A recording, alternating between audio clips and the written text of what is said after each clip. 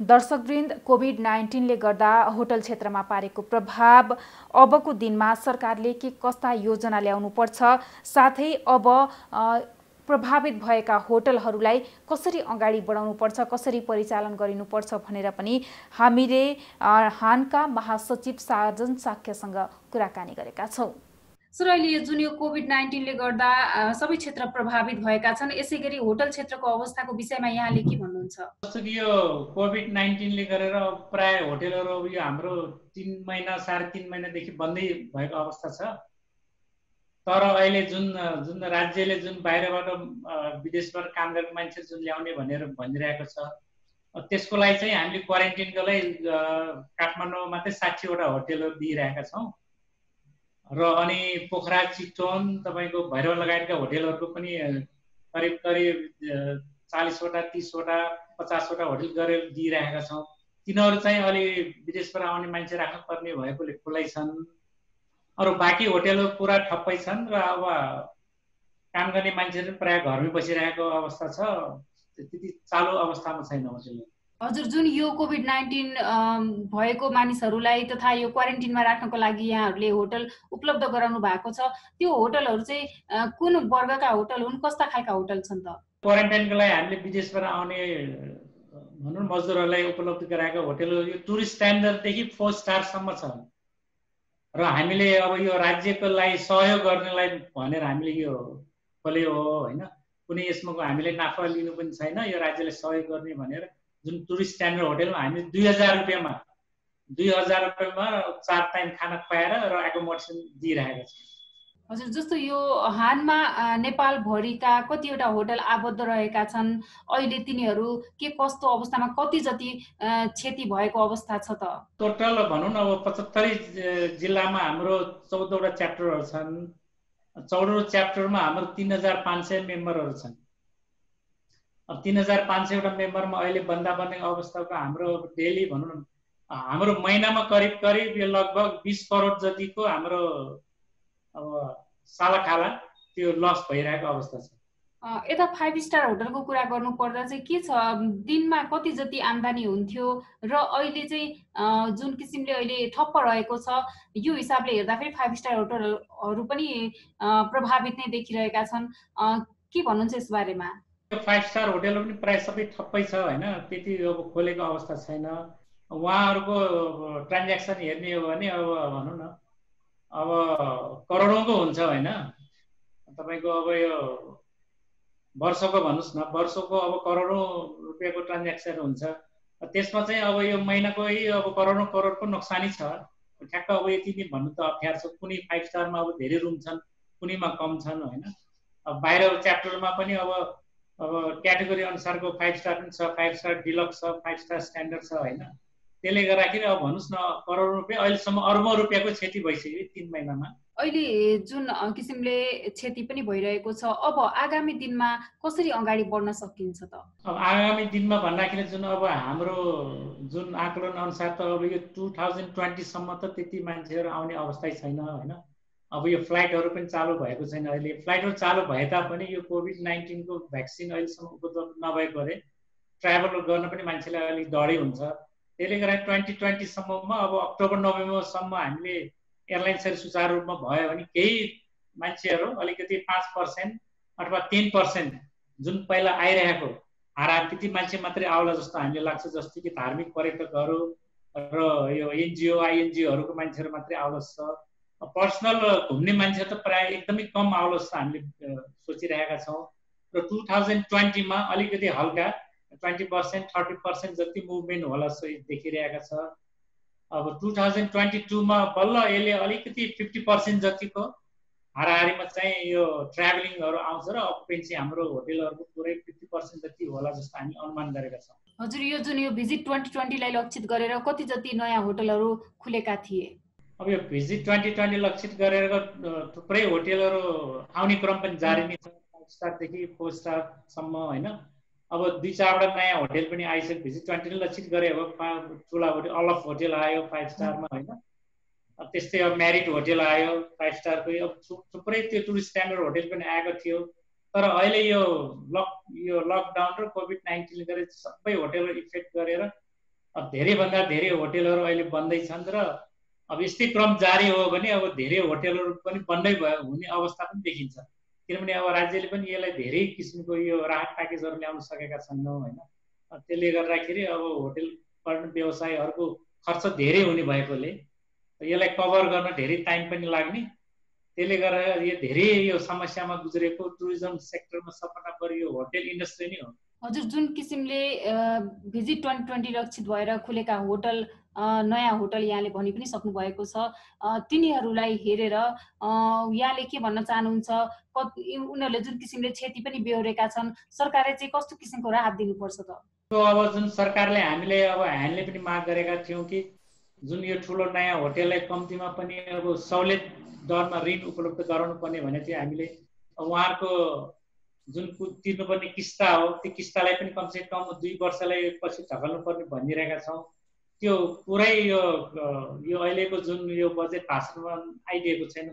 जम्मा हामीले आएको भनेको 50 अर्बको एउटा 5% ब्याजमा दिने भनेको छ। त्यो पनि यो होटल सेक्टरलाई मात्रै होइन कि पुरै समग्र साना व्यवसाय र पर्यटन क्षेत्रलाई भनेको त्यो एकदमै पर्याप्त छैन। हामीले एकदमै अपुग छ।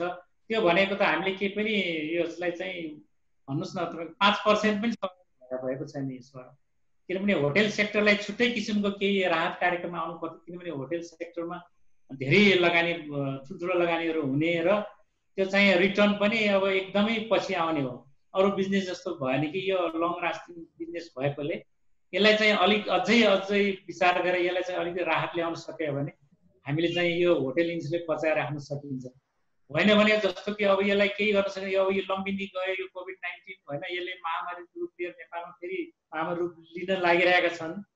अब यसले अब 2-4 वर्षै अब यसले धकेल्दै जाने हो भने त यो होटलहरू अब हुनसक्छ पहिला दण्डकालीनमा पनि हाम्रो थुप्रै यो 4 स्टार होटलहरू बन्न भयो, त्यस्तै यो अहिले बन्न भएर जान सक्छ नसक्ला भन्ने भन्न सकिँदैन। हजुर, होटलमा जुन काम गर्ने कर्मचारीहरूको अहिले के छ अवस्था? होटलमा काम गर्ने कर्मचारीहरू होटल बन्द भएको उहाँहरूलाई हामीले घरमै बसिराख्नु भनेछौँ। अब यो घरमा बसिराख्दाखेरि पनि उहाँहरूलाई अब कति तलब दिने भन्ने कुरा हामी यहाँ ट्रेड युनियनसँग छलफल भइरहेको छौँ।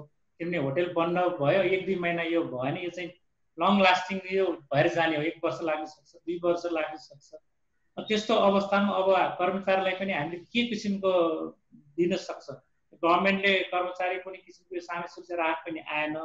त्यो नआउँदाखेरि अब होटल इन्डस्ट्रीले अब कति जति दिन सकिन्छ र अब मजदुर पनि बाँचोस् र होटल पनि बचोस् भन्नेमा हामी चाहिँ वार्तामा गइरहेका छौँ। जुन किसिमले अब बेरोजगारीको संख्या पनि बढ्ने आकलन गरिएको छ, के छ होटल क्षेत्रमा काम गर्ने कर्मचारीहरूको रोजगारी कटौती हुने सम्भावना कतिको देख्नुहुन्छ त? अब यो हाम्रो वार्ता चलिरहेछ। अब यो अहिले तत्कालै भन्ने किसिमको अवस्था छैन। यो हाम्रो वार्ता भइरहेछ ट्रेड युनियनहरूसँग। त्यसपछि हामी निर्धारण गर्छौँ के कतिसम्म जान सक्छ। अब कटौती गर्नुपर्ने हो कि अब कसरी जान सकिन्छ होइन, अब कति हामी तलब दिन सक्छौँ, अब मजदुर पनि बाँचोस् र यो हाम्रो सञ्चालक पनि बच्ने उपाय हामीतिर गइरहेछौँ। आगामी दिनमा नयाँ होटल सञ्चालन गर्नको लागि कतिको चुनौती देख्नुहुन्छ यहाँले? अब म सबै आगामी दिनमा अब होटल सञ्चालन त अब गर्दाखेरि हाम्रो पुराना होटलहरूलाई त धेरै गाह्रो नै छ सञ्चालन गर्न होइन। जुन नयाँ थप्ने होटलहरू जुन छ उहाँहरूको त ब्याजमै धेरै ब्याजहरू तिर्नुपर्छ होइन। त्यसले गर्दाखेरि अब यो कोभिड-19 को सेफ साइड पनि ध्यानमा राख्नुपर्ने हुन्छ। त्यसले गर्दाखेरि होटलको अब रनिङ कस्ट पनि धेरै उठ्ने र अब टुरिस्टहरू पनि अब कम आउने भएको देखिरहेको भयो र अब त्यसलाई चाहिँ धेरै गाह्रो नै छ। यसलाई अब सहजीकरण गर्ने वातावरणतिर हामी गइरहेका छौँ। हजुर, जस्तो यो पर्यटन क्षेत्रको कुरा गर्नुपर्दा पर्यटन क्षेत्रलाई अहिले जुन किसिमले बजेटमा पनि भयो, विनियोजन पनि भयो बजेट होइन, त्यसमा चाहिँ यहाँले कसरी लिनुभयो पर्यटन क्षेत्रको लागि छुट्याएको बजेट बारे के भन्नुहुन्छ यहाँले? पर्यटन क्षेत्रलाई छुट्याएको बजेट त अहिले हाम्रो लागि भनेको एकदमै न्यूनी छ होइन। पर्यटन भनेको अरू मैले अघि पनि भनिहालेँ अरू बिजनेस जस्तो होइन। यो चाहिँ अब बिस्तारै चल्ने बिजनेस हो। अब यसले चाहिँ अब लङ लास्टिङ यो रिकभर हुनलाई लङ लास्टिङ लाग्ने भएकोले यो सरकारले अझै पनि यसलाई चाहिँ के कस्तो राहत दिन सक्छ होटल इन्डस्ट्रीलाई बचाउनलाई, त्यो भन्ने सरकारको नीति नियममा धेरै भर पर्ने हुन्छ र हामीले आशा गर्छौँ कि सरकारले अझै यसलाई चाहिँ पुनः विचार गरेर होटल इन्डस्ट्रीलाई छुट्टै एउटा नयाँ किसिमको एउटा योगदान सरकारले पनि दिनुपर्छ जस्तो लाग्छ हामी। आगामी मौद्रिक नीतिबारे यहाँले के भन्नुहुन्छ? मौद्रिक नीतिमा अब हामी लागिरहेका छौँ र यसलाई चाहिँ पुनः रिभाइभ गरेर एकछिन नयाँ ढङ्गले यो होटल सेक्टरमा जुन किसिमको समस्या आइरहेको छ त्यसमा चाहिँ कभर हुने गरिकन उहाँहरूले ल्याउनुपर्छ भन्ने हाम्रो सल्लाह सुझाव पनि छ। हजुर, जुन यो नेपालको अर्थतन्त्रको कुरा गर्नुपर्दा पर्यटन क्षेत्रबाट प्रचुर मात्रामा लाभ पनि लिन सकिन्छ। पर्यटन क्षेत्रलाई बचाउन सरकारले कस्तो भूमिका निर्वाह गर्नुपर्छ? अब यो पर्यटन भनेको यो कृषि पछिको दोस्रो इन्डस्ट्री हो होइन। अब यसले चाहिँ अब इन्डाइरेक्टली एउटा टुरिस्ट आएपछि कमसे कम यसले चाहिँ इन्डाइरेक्ट 10-12 जनाले रोजगारी सृजना गर्ने हो। अब यसले चाहिँ गभर्मेन्टको तथ्याङ्क अनुसार यसले चाहिँ 3% मात्रै जिडिपीमा योगदान दिएको छ, तर यसले इन्डाइरेक्टली यसले चाहिँ 10% चाहिँ योगदान दिएको छ होइन। जस्तो कि टुरिस्ट आउने भनेको डाइरेक्ट आएर होटेलमा मात्रै बस्ने होइन। टुरिस्ट आउँछ, होटेलमा बस्छन्, त्यो मान्छेहरू बाहिर जान्छन्, सपिङ गर्छन्, तपाईँको बाहिर गएर रेस्टुरेन्टमा खाना खान्छन्। त्यसले गरेर धेरै यसमा रेस्टुरेन्टहरूदेखि लिएर हाम्रो खाद्यान्न सम्बन्धी धेरै किसिमको यसले चाहिँ आपूर्तिमा धेरै योगदान गरेको हुन्छ। त्यसले गर्दाखेरि यो इन्डस्ट्रीले चाहिँ अब कृषि पछिको दोस्रो स्थान ओगटेको छ। हजुर, जस्तो यो होटल सञ्चालन गर्न तपाईँहरूले आजका दिनसम्म जुन यो कोभिड-19 भन्दा अगाडिको दिनसम्म कति जति सामानहरू, के कस्ता सामानहरू बाहिरबाट आयात गर्नुहुन्थ्यो? अनि यो कोभिड-19 आउनुभन्दा पहिला त हामी सुचारू रूपले सबै काम गरिरहेका छौँ होइन। अब धेरैभन्दा धेरै यो जस्तो कि अब खाद्यान्नहरू बाहिरबाटै आइरहेको छ होइन। ठुलो 5 स्टार होटलमा तपाईँको यो ड्राई फ्रुटदेखि लिएर ड्राई अब बाहिरको मिटहरूदेखि लिएर सबै सामान बाहिरबाट नै आइरहेको अवस्था छ। अब यो नेपालमा उत्पादन भएका जुन एग्रिकल्चर हो त्यो पनि युज भइरहेको अवस्था छ। अब हाम्रो त्यो बेलामा भनेको अर्कै किसिमको एउटा भिजिट 2020लाई भनेर यो नयाँ होटलहरू पनि आइरहेको र पुरानो होटललाई पनि अब यो रिनोभेसन गरेर धेरैभन्दा धेरै लगानी यहाँ खर्चेको पनि छ होइन। त्यसले गरेर अब यो अकस्मात यो कोभिड-19ले गरेर अब सबैको कामहरू यो अहिले ठप्पै भएको अवस्था छ। जस्तो यो नेपालमा उत्पादन भएको सामानले बजार पाइरहेको अवस्था पनि हुँदैन। के छ, होटलमा प्रयोग हुने सामान नेपालमै उत्पादन गर्न कतिको सम्भावना छ? अब नेपालमा उत्पादन भएको सामानहरू होटेलमा युज गरेर पनि धेरै सम्भावना, जस्तै एग्रिकल्चरै नेपालको उत्पादनको गयो त्यो पनि गर्न सकिन्छ हामीले होइन। अब जस्तो कि होटेलमै युज हुने सामानहरू पनि धेरै किसिमकाहरू छन्। जस्तो कि अब यो बेडसिटहरू, नेपाली कपडाको बेडसिटहरू, पर्जाहरू, तपाईँको नेपाली जस्तो कि हामी ढाका टोपी युज गर्छौँ त्यस्तै किसिमको नेपालीपन देखाउने किसिमको योहरू कपडाहरूदेखि लिएर तपाईँको यो चेयरहरूको कभरहरू धेरै किसिमको यो गर्न सकिन्छ नेपाली हिसाबले। हजुर, फर्निसिङहरू भयो। अबको दिनमा नेपाली उत्पादनले होटल क्षेत्रमा पनि आफ्नो स्थान पाउनेछ होइन त? एकदमै गर्न सकिन्छ। किनभने अब हामीले विदेशी टुरिस्टहरू आउने भनेको नेपाल हेर्न आउने हो नि त।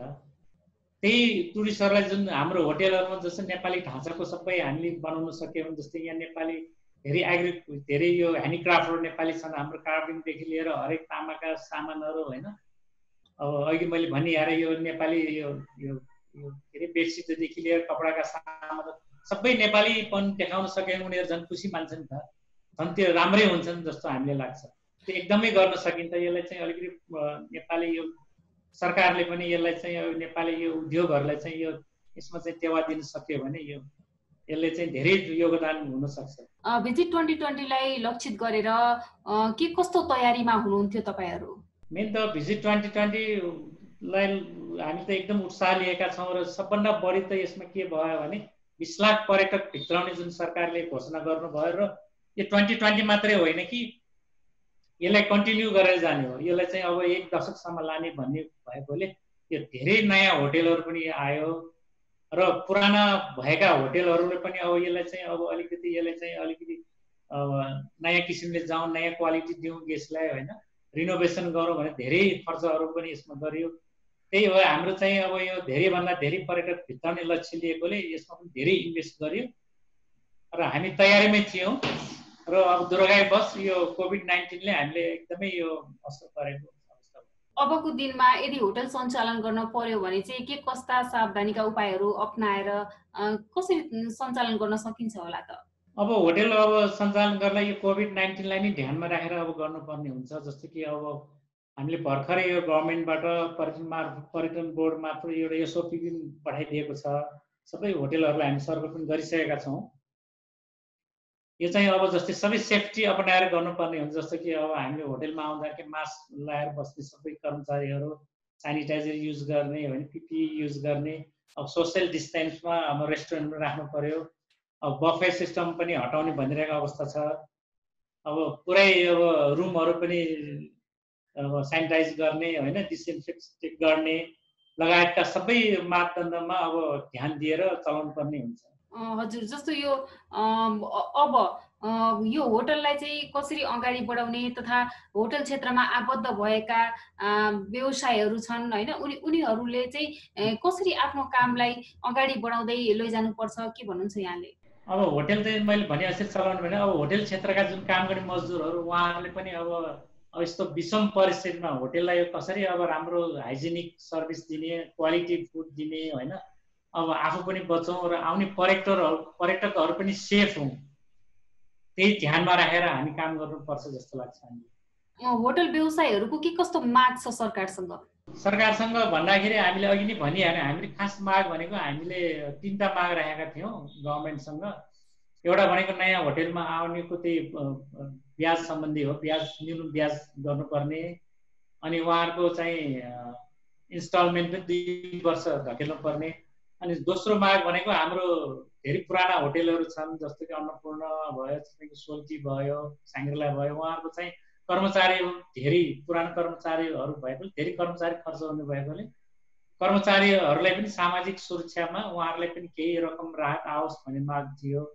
तेस्रो भनेको हाम्रो टुरिस्ट स्ट्यान्डर्ड होटेलहरू धेरै सञ्चालनमा छन्। टुरिस्ट स्ट्यान्डर्ड होटेलमा भनेको तपाईँको धेरै घर भाडामा भएकोले यो घर भाडा कमसेकम उहाँहरूको पनि घर 50% घर भाडा छुट हुनुपर्छ र भनेका छौँ। जुन अब घरपट्टिहरूलाई पनि हामीले के भनेको छ भने सरकारले घरपट्टिहरूलाई पनि जुन घरमा होटेल बनेको छ उहाँहरू पनि ब्याज लिइरहेको घर बनायो होला, उहाँहरूलाई पनि सहुलियत ब्याजमा दिनु पर्यो र सम्पत्ति करमा पनि उहाँहरूलाई पनि छुट दिनु पर्यो भनेर हामीले भनेका छौँ। हजुर, अन्त्यमा के भन्न चाहनुहुन्छ? अब अन्त्यमा के भन्न चाहन्छु भने सबै अब हाम्रो पर्यटन साथीहरूलाई अब आउने अब दिनमा हामीले धैर्य भएर काम गर्नुपर्छ र कोभिड-19को गाइडलाइन्स लिएर आफ्नो अब होटेल सञ्चालन गर्नेदेखि लिएर पर्यटन क्षेत्रमा सबै लागिरहेका व्यक्तिहरूलाई सेफ भएरै हामी यो अगाडि बढ्नुपर्छ भन्ने हामी भन्न चाहन्छौँ। हस् सर, थ्याङ्क यू, हजुरले टाइम दिनुभयो। तपाईँलाई पनि धेरै धन्यवाद, थ्याङ्क यू।